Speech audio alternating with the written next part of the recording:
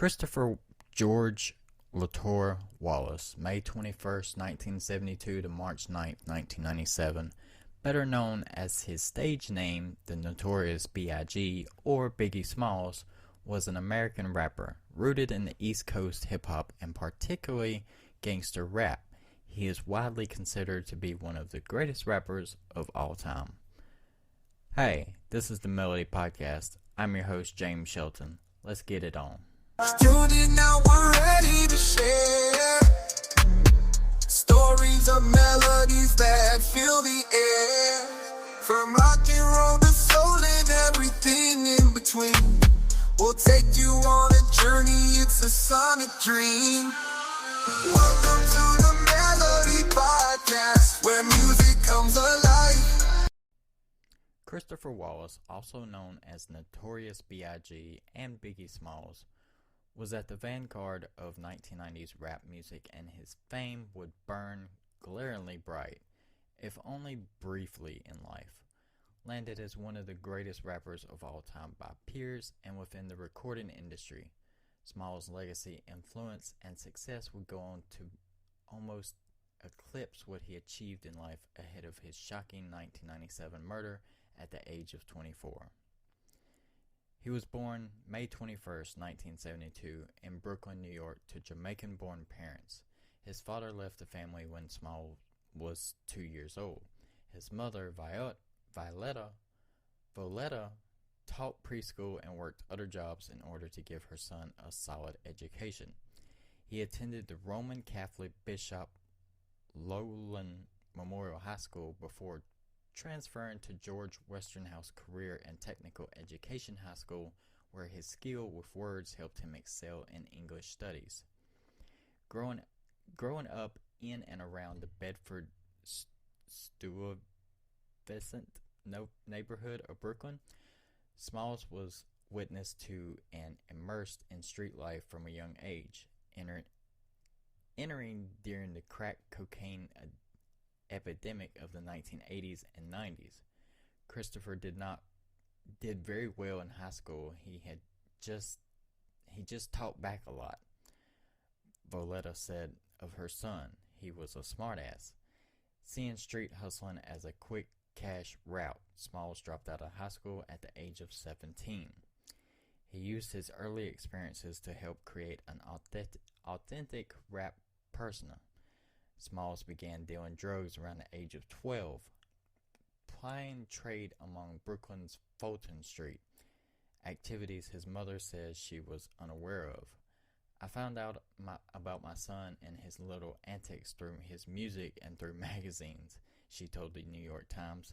I read this thing and said, huh? I never knew. Arrested on weapons possessions charges in 1989, he received a 5-year probationary sentence he violated the following year. After that, Smalls was charged with dealing cocaine in North Carolina and spent 9 months behind bars. He was arrested in 1995 on robbery and aggravated assault charges, and again in 1996 when police found marijuana and firearms in his home. Such encounters with the law and his honesty regarding his drug dealing helped Smalls construct a gangster rap persona built on authenticity. Interested in rap from a young age, he began performing with local rap crews, including the Old Gold Brothers, where his skill with words, both verbal and written, was soon being celebrated and appreciated.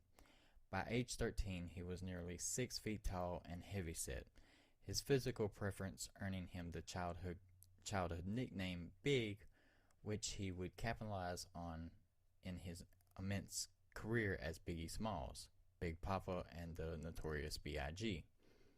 With friends, Smalls made demos in his basement, one of which was passed to the unsigned hype column editor at the Source magazine, before catching the ear of Sean Combs, or better known as Diddy, who was working at Uptown Records. Combs signed the baritone-voiced rapper immediately, taking him to his new label, Bad Boy Records, which, when it was launched in 1993, because he said it sounded like I could just rhyme forever. Smalls told Rolling Stone in 1995. "I'm definitely a writer," he added of his skill. "I don't even know how to freestyle." As his career took off, Smalls' personal life suffered. He said that Smalls initially gained recording attention by appearing on other artists' singles, but it was his partly autobiographical debut album Ready to Die in 1994 that received critical acclaim and delivered the hits Juicy, One More Chance, and Big Papa. The latter reached number 6 on the Billboard Hot 100 and earning a 1996 nomination for Grammy Award for Best Rap Solo Performances. The same year, he led his protege group Junior Mafia, featuring friends of Smalls, including Lil' Kim, to chart success. Ready to Die would be the only studio album released in his lifetime. His first child, daughter Tiana, was born in 1993 with ex-girlfriend of 4.5 years, Jan Jackson. Conceived while working on his first album, Smalls would dedicate Ready to Die to Tiana, but his relationship with her mother had deteriorated to the point they split 8 months after her birth. In an interview with XXL, Jackson recounted Smalls' numerous infidelities. "He always had the woman. He wasn't about money. That man had charisma at the wazoo," she said. "I don't care what anybody says about his looks, his weight. There's something about his personality that makes him able to pull almost any woman that he wants. That didn't start after the money. It was that way in the beginning." A month prior to the release of his first album, Smalls married R&B singer Faith Evans, whom he had recently met at Bad Boy's record photo shoot. "I married her after knowing her 8 days, and I was happy. That was my baby," he said to Vibe magazine, but would concede the speed of their courtship did not provide a solid foundation. "We should have got to know each other and then got married," he said. Evans soon separated from Smalls, reportedly when she discovered his affair with Lil' Kim. He also began dating performer Charlie Baltimore, with the two appearing in public together, something he had avoided previously with Lil' Kim. Evans would eventually reconcile with Smalls and give birth to a son, Christopher C.J. Wallace Jr., in October of 1996, a time in which Smalls was reportedly continuing his affair with Lil' Kim, on whose record he was working. Lil' Kim would eventually confirm the affair and rumors of violence in her relationship with Smalls, revealing that a story regarding Smalls threatening her at a gunpoint during a studio session did in fact occur.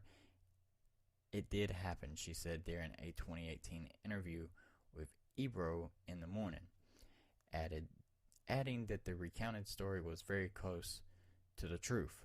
"We did have a very violent relationship." The rapper highlighted both the ups and downs of a life of crime in his music. In his music, Smalls exalted the excesses of life of crime he could provide, but was lyrically gifted enough to counter such notions by also revealing the downside to such behavior on songs Suicidal Thoughts and Everyday Struggle, which according to Smalls was a real account of drug selling expedition. Through his success with growing, Smalls reportedly returned to drug dealing in order to make money following the birth of his daughter. Upon finding out, Combs is said to have tried to make him stop. "Every true hustler knows that you cannot hustle forever," Smalls told Rolling Stone at the time.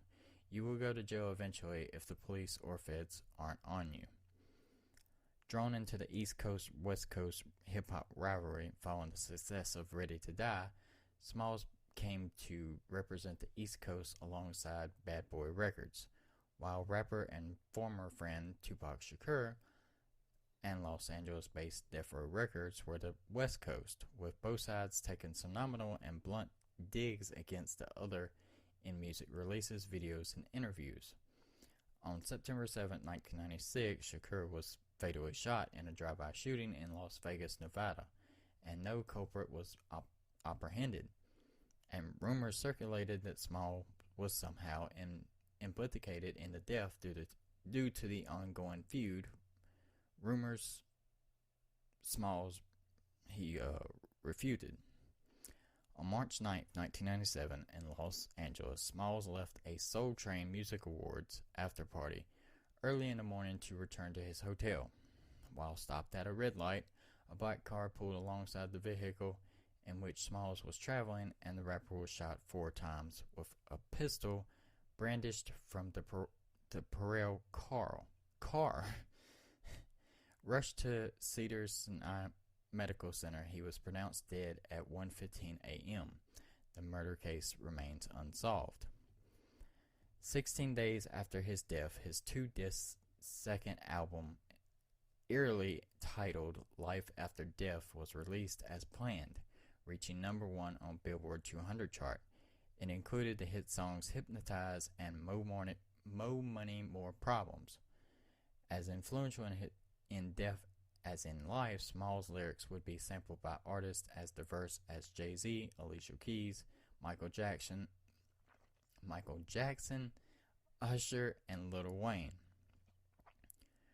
Brooklyn woke up the morning of March 9th to the news that you didn't think was possible. Biggie Smalls, Notorious B.I.G, murdered in Los Angeles.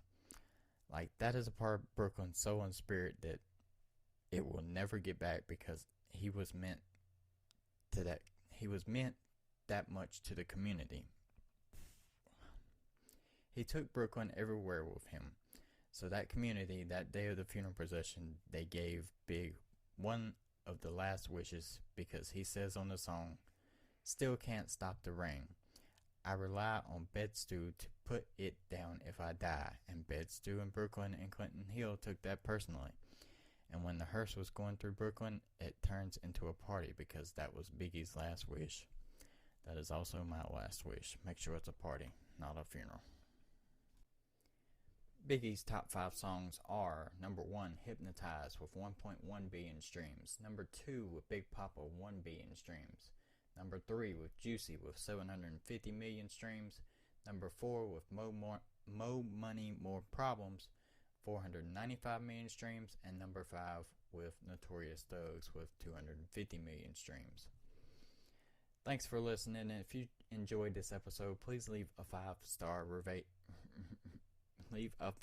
rating and share this podcast with your friends. Like us on social media at The Melody Pod, and visit shopmelody.com to become a member and purchase some podcast gear. If you enjoyed this biography, go to shopmelody.com and read the full biography. We have all the ones we've previously done, plus more to come, so keep your ears posted, hit that subscribe button, and I'll see you next time. Thank you for supporting Melody Media and the Melody Podcast. I'll see you next time.